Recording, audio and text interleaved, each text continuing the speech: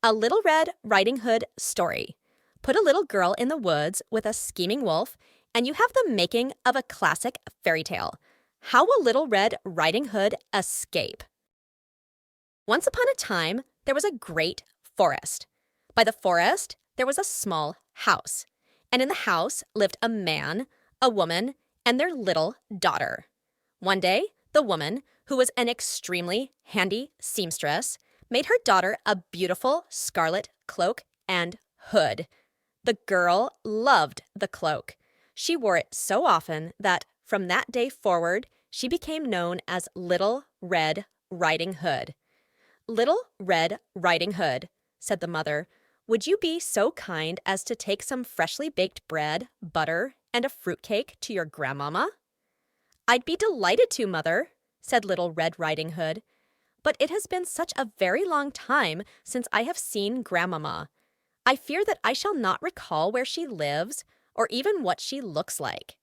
My dear, replied the mother, once you get going, you'll be sure to remember the way. Little Red Riding Hood set off into the heart of the forest.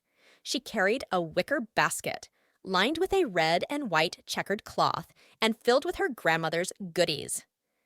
Little Red Riding Hood sang softly as she hopped along the forest path and watched the world go by. A beastly wolf heard Little Red Riding Hood's sweet song. The wolf was a nasty, greedy creature, and it longed for nothing more than to gobble up Little Red Riding Hood for his breakfast. But he daren't. You see, a woodman was working close by with his dog. The dog looked a little timid and moth-eaten. But, by Jove, could it be ferocious, especially when it caught a sniff of a beastly wolf. So instead of pouncing and risking a commotion, the wolf crept up to Little Red Riding Hood very gently and said, "Hello, Little Red Riding Hood. To where are you going this fine morning?" "To see my grandmama," she said, "and take her the gifts from my basket, bread, butter, and cake." "Where does your grandmama live?" asked the wolf. "In the heart of the forest," she replied. "Ah, yes, I know that house," said the wolf in a low, gruff voice. "But I must be off now. I bid you farewell, little girl. Do take good care of yourself out here. The forest can be a mighty dangerous place for little girls to be all alone." And before Little Red Riding Hood had time to reply, the wolf was gone. Little Red Riding Hood was in no hurry.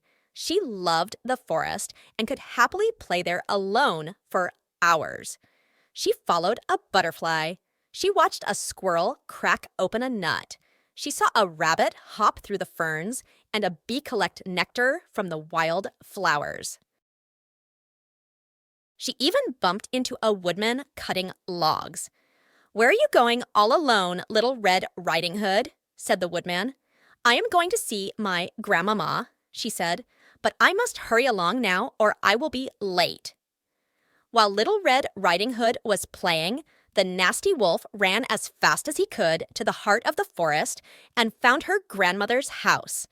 The grandmother lived alone. She was dreadfully weak and rarely rose from her bed, and as it happened, she was in her bed that very day. The wolf crept up to the front door. Tap, tap, tap. "Who's there?" asked the old lady. "Little Red Riding Hood, grandmama," said the wolf, trying to put on a child's voice. "Come in, my dear," said the old lady. "Pull the string and the latch will lift up." The wolf went inside. You can imagine the old lady's shock at the sight of the wolf standing in front of her. She froze in fear, and moments later, the beastly wolf, hungry from his run through the forest, gobbled her up in a single bite. But the wolf was not satisfied. He wondered what it would be like to have a taste of sweet Little Red Riding Hood. So he put on the old lady's nightgown and cap, got into the bed, and waited for a tap at the door. An hour or so passed. Little Red Riding Hood then reached the house. Tap, tap, tap. "Come in," said the wolf, trying hard to sound as much like the old lady as possible. "Pull the string and the latch will lift up." Little Red Riding Hood thought to herself, I don't remember Grandmama's voice sounding so gruff. But she went in and saw her grandmother lying in bed, just as she was expecting. Grandmama, said Little Red Riding Hood, Mother has sent me with bread and butter and cake for you. Oh, you are kind, said the wolf. Come here and let me kiss you.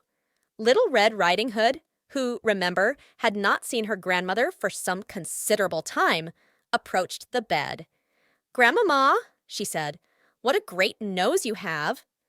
All the better to smell you with, my dear, said the wolf. And Grandmama, what large ears you have. All the better to hear you with, my dear, said the wolf. And what large eyes you have. All the better to see you with, my dear, said the wolf. The wolf was now getting impatient.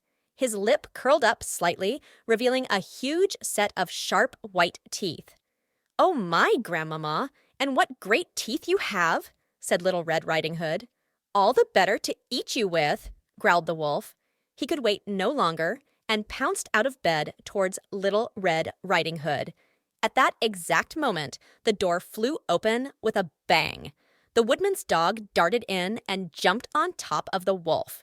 The wolf made a whimpering sound as he fell backwards onto the floor. Seconds later, the woodman dashed in, wielded his tremendous axe high above his head, and brought it down with a thud, chopping the beastly wolf's head clean off in a single blow. Oh, thank you, kind woodman, cried Little Red Riding Hood. How on earth did you know the wolf was here and that I was in danger? Well, said the woodman, I'd seen a nasty-looking wolf lurking in the forest recently. When we met earlier, I wanted to make sure you were safe, so I followed you. My dog caught scent of the wolf when we approached the house, and we rushed in to save you. Oh, how brave and clever you are, dear woodman, said Little Red Riding Hood. 1,000 thank yous again. The woodman walked Little Red Riding Hood home and explained the nasty happenings to her parents. They were eternally grateful to the woodman and his dog for saving their precious Little Red Riding Hood from the beastly wolf. The end